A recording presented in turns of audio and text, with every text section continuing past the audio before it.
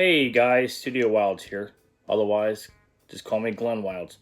This is for another installment of my SDI videos for my week 4 practical application for FTt104 class 47173. Alright, the first thing we always do with a firearm is safety. We're in a safe room that there's no live ammo. These are snap caps for application. Gonna remove the feeding device, and we're gonna check the chamber. Chamber's clear. Weapon is clean. Well, no, it's not clean, but it's clear. So we put the pistol off to the side because we're gonna do a detailed stripping of this. The only tool that I'm gonna use is a 1/8 punch. Is actually, if you can get it to focus, a roll pin punch, which makes it a little easier for some things I'm gonna do later. But we're going to strip the mag because that's the first thing we do. For this one, you insert into the bottom. You're going to see the little, the tab's going to push out.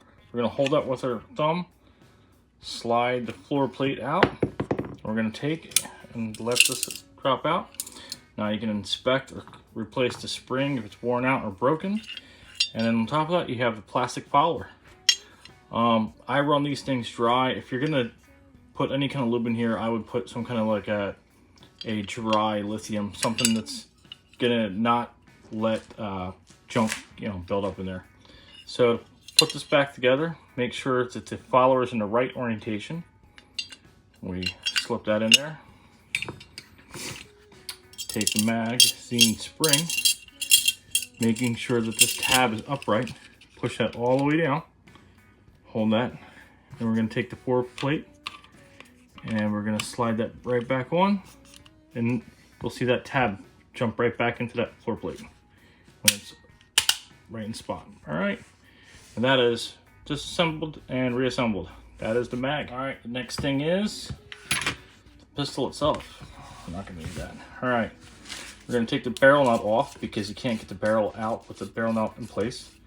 We're gonna make sure that when we're moving the barrel, we're not denting the threads. We're going to put that off to place.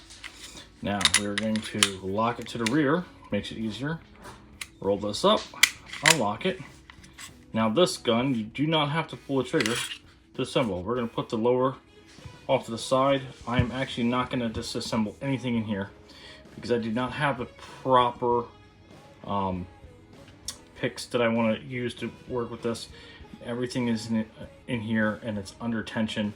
And on top of that, I cannot find proper instructions on removing anything in the trigger group. And honestly, right now, I do not feel comfortable removing this because I don't want to mess up my firearm. So we're going to put that to the side.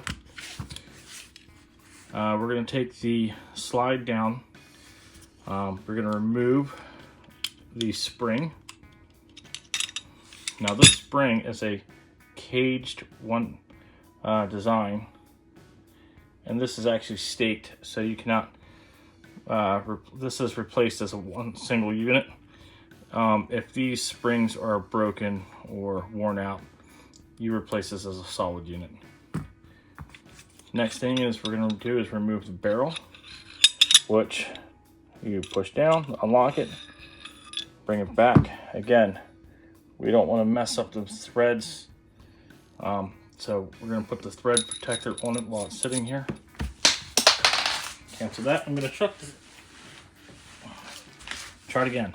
We're going to put the thread protector back on the barrel, and we're going to set this aside. This is fully disassembled. Nothing else you can do with that. Now you can press out these sights with a sight tool.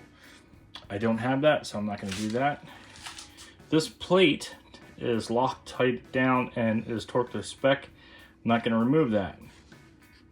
Now, what I can do is going to remove this back plate, the guide for the cocking indicator,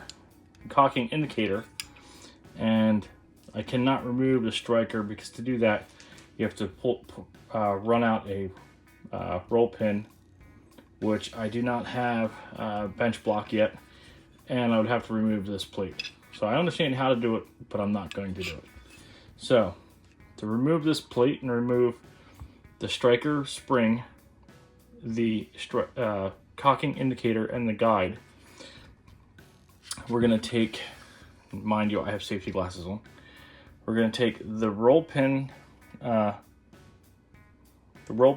starting pin that I got. And this is why I said using this. I have the right size where it fits right in there.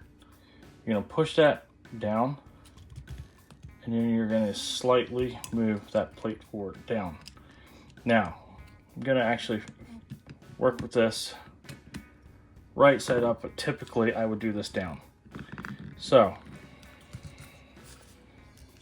that spring is under tension.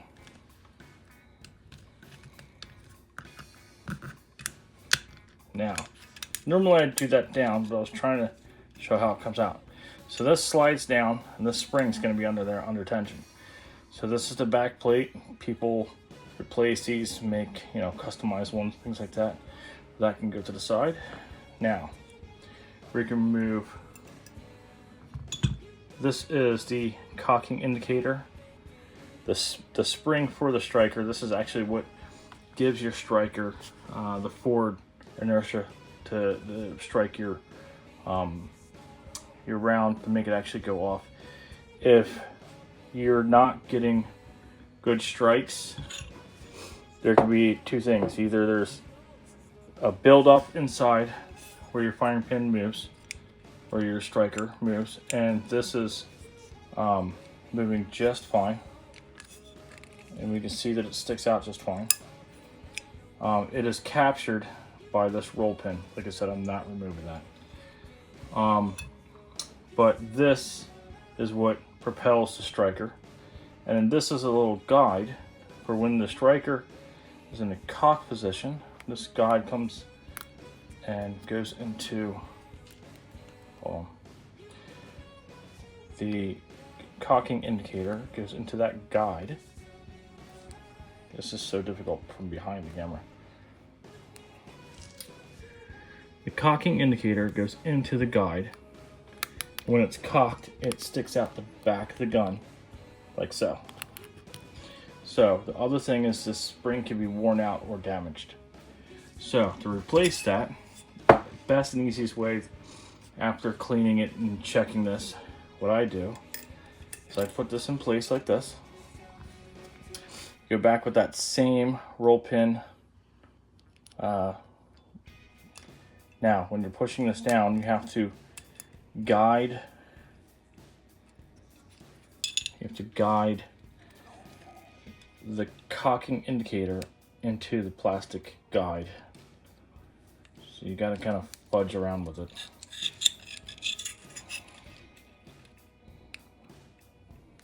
Okay. Now that is in there. I'm gonna put my thumb there. I'm gonna put this all the way down, and we're gonna work with it in there. Now, once it's in there, I rotate it so it's flat up and down like this. So that way I can hold that in without losing that or making it go shooting across the room.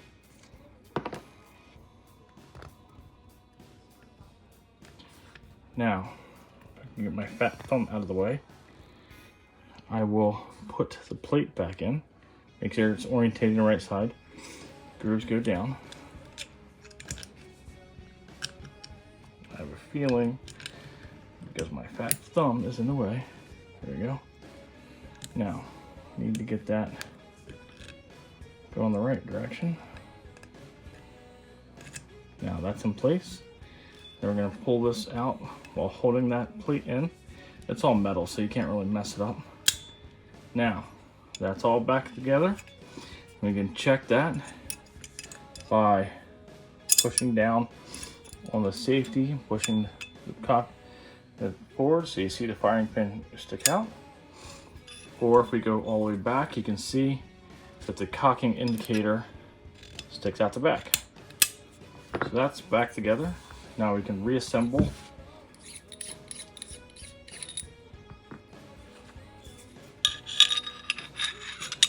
the barrel. Put the thread protector back on. Barrel's locked in. We take the spring in. This smaller side goes to the rear because the front fits perfectly in that little housing. Click it on there so it's in a little notch. Now we line it up with the slides rail, pull it all the way back, push this forward. Now it is cocked.